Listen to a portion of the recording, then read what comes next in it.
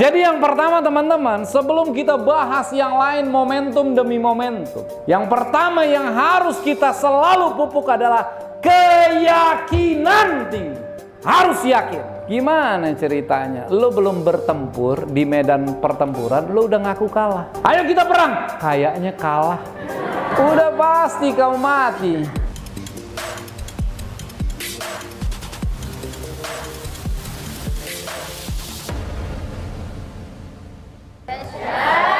Siapa yang pengen memberikan lebaran yang terbaik mulai tahun ini? Harus ya? Karena saya, Pak Ali Zainal Abidin, semuanya rata-rata menggunakan standar dari bulan Ramadan Lebaran. Jadi saya pertama kali di prospek Melia saat takbiran. Saat takbiran setelah atau setahun kemudian sudah punya mobil hasil Melia. Di takbiran yang ke berapa tuh ya berarti ya? 2 tahun ya berarti ya. Yang ketiga berarti di tahun kedua sudah tambah Civic. Di takbiran yang keempat ya, di tahun ketiga sudah beli rumah tetangga.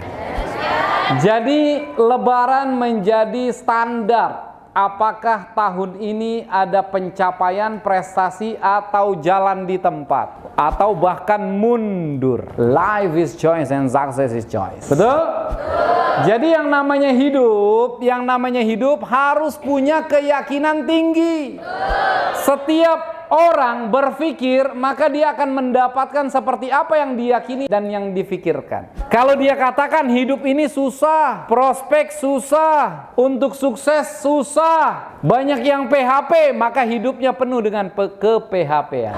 Kalau orang berpikir bahwa untuk sukses memang susah, tapi lebih susah lagi kalau gua nggak sukses, maka dia akan memperjuangkan sesuai dengan keyakinan dan dia akan mendapatkan sesuai apa yang diyakini dan dikerjakan. Itu yang namanya hidup. Betul? Jadi yang pertama teman-teman, sebelum kita bahas yang lain momentum demi momentum, yang pertama yang harus kita selalu pupuk adalah keyakinan tinggi. Harus yakin. Gimana ceritanya? Lo belum bertempur di medan pertempuran, lo udah ngaku kalah. Ayo kita perang. Kayaknya kalah. Udah pasti kau mati. Apa kabar? Harus yakin dulu. Saya diajarin sama Pak Ali Zainal Abidin. Pokoknya prospek orang harus yakin. Cuek, bebek. Bebek aja kadang cuek sama kita. Masa kita nggak cuek sama bebek? Harus yakin. Ingat, orang akan bergabung ketika kita prospek bukan karena dia ngerti, bukan karena dia paham marketing plan, tapi karena kita yakin. Seberapa kuat keyakinan kita transfer ke orang tersebut sampai orang itu yakin, orang paham, dan orang tertarik untuk bergabung di Melia Sehat Sejahtera. Karena kata-kata dari mulut orang yang penuh keyakinan itu memiliki energi. Jadi orang bakal join sama Anda gara-gara Andanya yakin, walaupun Anda belum bisa prospek, walaupun Anda hanya ngenalin ke upline Anda di home prospek, tapi Anda yakin, Anda transfer keyakinan, walaupun Anda belum jutaan per hari, pasti itu orang bergabung. Tapi kalau tuh orang punya uang gede, Andanya nggak yakin, dia nanya, emang bener bagus? Gue nggak tahu ya, tapi gue join deh, mudah-mudahan aja. Udah pasti tuh orang nggak bakal bergabung. Kecuali dia punya mental, benar-benar mental sukses. Apa kabar? Satu-satunya member yang saya kenal yang nggak minta dibantu sama upline-nya tuh Pak Ali Zainal Abidin. Ketika dia bergabung di Melia, dia modalnya ngutang juga sama saya. Dia bilang ke upline-nya, bos, lo fokus lawan gue. Lo fokus lawan gue. Lo nggak usah pikirin gue. Belum prospek, udah ngomong kayak gitu. Kalau orang nggak kenal, dipikir, sombong banget. Ternyata tahun demi tahun berjalan. Bener, Kenapa? Karena keyakinan tingkat tinggi. Bukan hanya semangat di awal doang. Lo fokus lawan gue. Besok ditolak dikit, plan, bantu atuh plan. Pilih kasih wae kumaha atuh plan, Plan mah durhaka, upline durhaka. Padahal awalnya upline-nya disuruh fokus lawan.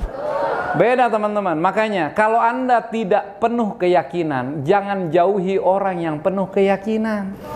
udah tahu dirinya nggak mampu atau tidak memiliki keyakinan tingkat tinggi, jauh sama orang yang yakin, dekat sama orang yang gagal.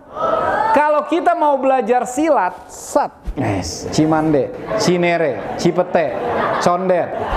Kalau kita mau belajar silat, belajar pelatih silat yang jago, bukan pelatih kelereng atau gundu.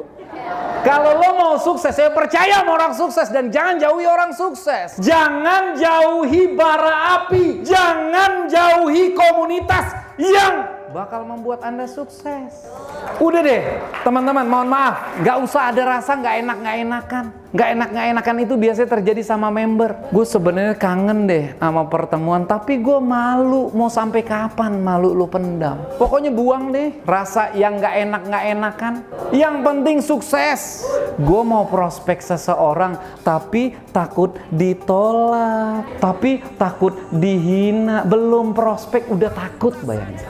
Tapi takut dibilang tukang obat. Yang membuat dia gagal adalah ketakutan dirinya sendiri terhadap dirinya.